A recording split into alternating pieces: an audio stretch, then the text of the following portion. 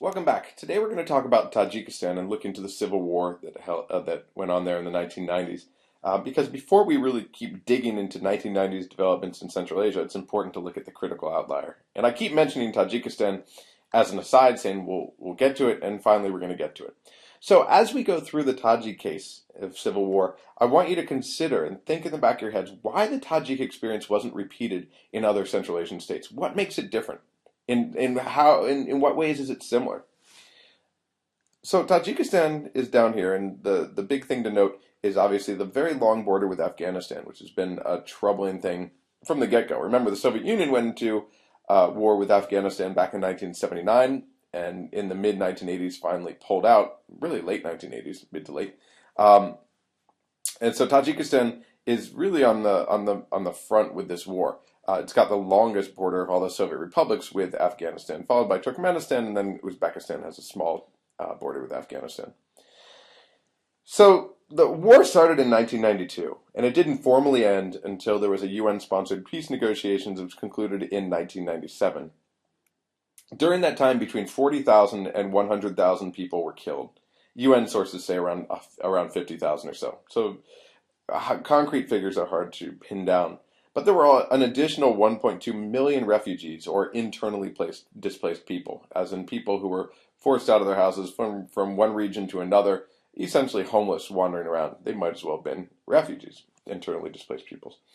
By February 1995, most of the internally displaced peoples within the Commonwealth of Independent States, and especially in Central Asia, but Russia and other parts of the post-Soviet Union, had returned home as a result of a ceasefire. But they came home to tens of thousands of homes that had been destroyed. So we'll look at how this happened and what Tajikistan is. Actually, a better map is here when we look at the provinces. So geographically, Tajikistan is separated into four regions. You've got the Fergana Valley up here, and remember this is the area that's also shared with Uzbekistan and Kyrgyzstan, the sort of settled people area. It's also known as Leninabad province. Okay, down here you've got the Karatangan and Hisor valleys, which include Kharm and Hisor. And down here in number 3, you've got the Khatlon, or the Kulob province. And then you've got the Pamir Mountains over here, which is dominated by the Gorno-Badakhshan Autonomous Province on the entire eastern side of Tajikistan. So Gorno-Badakhshan. I'm assuming you've done the readings, and so this is going to make a lot more sense as I go through it. Now, Tajikistan was historically a republic of really both poverty and privilege, but especially poverty. Historically, it was one of the poorest republics in the Soviet Union. It had huge population growth. There were half-hearted attempts at marketization in Tajikistan in the 1980s, but they really made the situation even worse. Living conditions got worse. Unemployment grew. The extent of this, however, was less in two key areas. Again, the Leninabad area and the Kulob area. And the reason for this is that one region dominated during the Soviet period, and that was the Leninabads, where the Leninabadi clan dominated the state and the party, I should say the republic, and the party since World War II. But they allied themselves with the Kulab clan down here. All this came, of course, at the expense of the other clans. The Kurgan Tepe clan over here, and the Badakhshan here in the mountain area. Tajikistan was historically a bit less controlled in the Soviet Union, though, like Kyrgyzstan.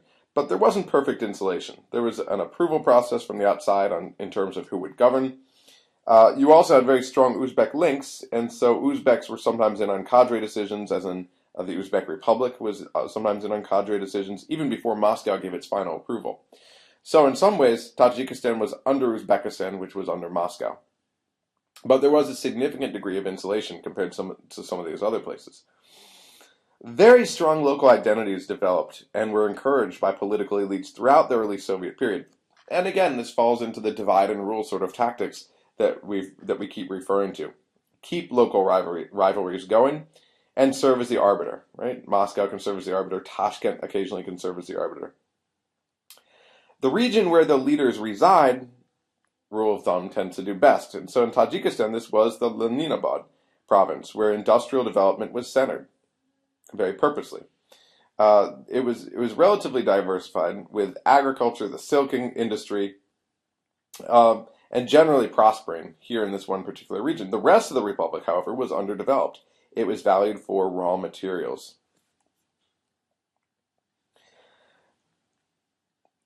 The geographical aloofness was strengthened by the fact that you go from one province to another. To go to one province for another, you frequently had to cross republic borders, Uzbekistan and Turkmenistan, so you didn't have the same unity that you develop in other republics. So again, well, this is a better one. So for example, um, you can see having to go through Kyrgyzstan over here. You wouldn't want to go through Afghanistan, but there were some roads that would go through Uzbekistan, and so this was another thing that really kept divisions between the provinces strong. In terms of ethnicity, the term Tajik was historically used as a reference to Persian speakers, as opposed to the Turkic speakers who dominated Central Asia. Initially, circa the division in 1929, there were about 1.1 million Tajiks. Only 300,000, though, actually existed within Tajikistan's borders. By independence, you had about 4.2 million Tajiks, about three-quarters of whom lived in Tajikistan proper. So still, you've got about a quarter of the Tajik population living abroad, primarily in Uzbekistan, and there are large Tajik populations, in particular in Samarkand, also in Bukhara. This left Tajiks accounting for about 62% of Tajikistan's population at the time of independence. 62%. So you've got significant minorities. In particular, you've got Uzbeks, which account for about 24%, and Russians, who account for about 8%. So not so many Russians, but they also are focused in one area. They're concentrated in one area, accounting for about 1/3 of the population of Dushanbe, the republic capital. Looking at society, Tajikistan is one where you've got a very traditional patriarchal society, respect for elders. So there's a strong hierarchy based on sex and age. It's one of the most religious societies in Central Asia. During Glasnost, there were the number of Moscows in Tajikistan jumped from only 17 to 4,000. A huge jump. This is also an area where extended family and clan networks are dominant. They were institutionalized under the Soviet Union with the collectivization of agriculture, the state and collective farms. There was a civil society, but perhaps it was even more localized, even more clan-oriented than in other parts of Central Asia, in part thanks to this farm structure, which helped keep people separate, keep groups separate. They had cultural clubs, mahallas, chaihonas, but these were self-contained social units that had very little contact with other social units from other clans. These minimum cross-unit contacts were exacerbated by patron-client networks that were developed at the administrative level, which were closely tied to, again, the familial bonds, often through marriage, that was used to create broader networks, but specifically very strategic networks. Nationalism is frequently what happens when people feel they're getting the short end of the stick, especially when they see that that things are going great for nationalists somewhere else. And we've talked about this before. There were lots of nationalist movements in other republics. Russia, Armenia, the Baltics, in particular, Georgia. You even had the acceptance of this to a certain degree by elites in Moscow and other republics where it was happening. And this provided new political opportunities for the Tajiks in the late 1980s. Intellectuals saw how other organizations and other peoples were developing based on nationalism, and they began to press for their own self-recognition. They wanted language as a symbol of national unity. They hyped up their culture as unique, and it is quite unique. They looked at their history of these long past glories that they could refer to. Again, these nationalists who are using history as a toolbox and pulling out what they need to. Now, because the reins were kept tighter in Tajikistan than in some other places, frequently Tajik nationalism was actually orchestrated in other parts of the Soviet Union, where many intellectuals were based anyway. And what I mean is not the reins held by Moscow, because as I mentioned, Tajikistan was relatively insulated, but rather the reins held by local republic elites, especially in the Leninabad province. So you would find these intellectual diaspora communities that were fomenting nationalism. There was a Tajik newspaper that was published in Lithuania. There was a Tajik cultural organization that was organized in Moscow.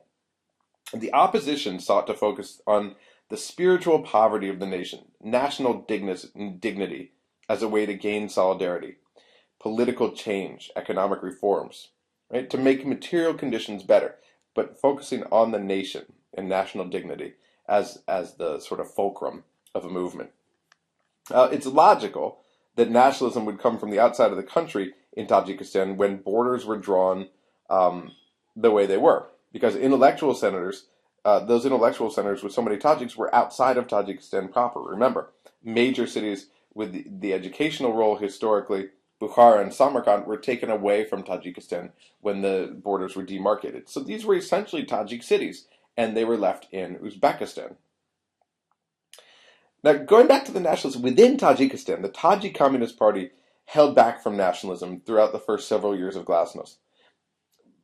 They reverted to instinct, and they played up internationalism rather than the ethnic card. They were defenders of the status quo. They wanted to keep the Soviet Union intact. They loved Homo Sovieticus, revered figure.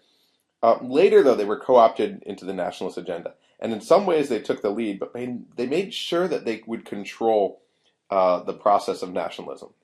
And again, refer back to the lecture on nationalism.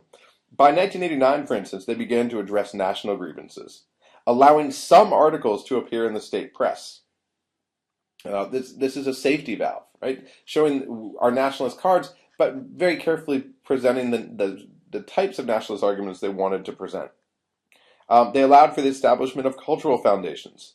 And they even identified political figures in the press by their ethnicity, something that wasn't done before. There were major problems, though. The Tajik language was really at the top. And this is the same in other parts of the Soviet Union, where the top leadership couldn't even use their own language quite often. There was intense pressure by intellectuals, and this led to Tajik becoming the first official titular state language in Central Asia. So Tajikistan really set off this whole process. But they left enough room in that law so that implementation wasn't very straightforward, so that you could have other languages that had prominent positions as well, Russian in particular. Now, all this quickly took on international dimensions, as you've got the nationalism fomenting in Tajikistan. Samarkand and Bukhara, after all, are critical places of Tajik culture. So the map is drawn all wrong. So immediately, this leads to the potential for a cross-border threat, and especially after independence, across an interstate threat. So from other republics that are now independent countries by the end of 1991, there is a major fear that the internationalization of the crisis could be expedited. Now, the Uzbeks tried to deal with this head-on. Karimov came to Tajikistan. He promised guarantees for Tajik minorities in his cities. And this showed just how nervous Tajik officials and Uzbek officials were. Uzbek officials, because they didn't want instability in Tajikistan that could really give their own population a nearby base of operations. They didn't want ethnic Uzbeks in Tajikistan fighting against them, and they also didn't want the ethnic Tajiks within Uzbekistan going against them. Elites made other concessions as well. For example, they changed the name of the second largest town in the country, Leninabad, to a historic Tajik named Khujand. They also promised to reinstate Arabic for the national language. They also promised to reinstate Arabic as the what's the word I'm thinking of? Well, really the alphabet for the Tajik language. So have everything in Tajik written now using the Arabic alphabet instead of the Cyrillic one. Now, as an aside, since we're on this, it's important to consider developments in Islam. Radical Islam was espoused by the unofficial clergy, some elements of the unofficial clergy. And their audiences tended not to overlap with those of the official hierarchy, who had less freedom of expression. But as communism collapsed, the highly looked upon head of the official religious community, a man by the name of Turajun Zoda, made strides to pull in the unofficial clergy, to merge them. And this led to a unity between the two that was rarely seen in Central Asia, something that I alluded to before. And what we find is a meeting point, where official Islam eventually moves to the right, and unofficial Islam eventually moves to the left. And this new Islamic identity was something that the nationalist opposition saw as core to Tajik identity.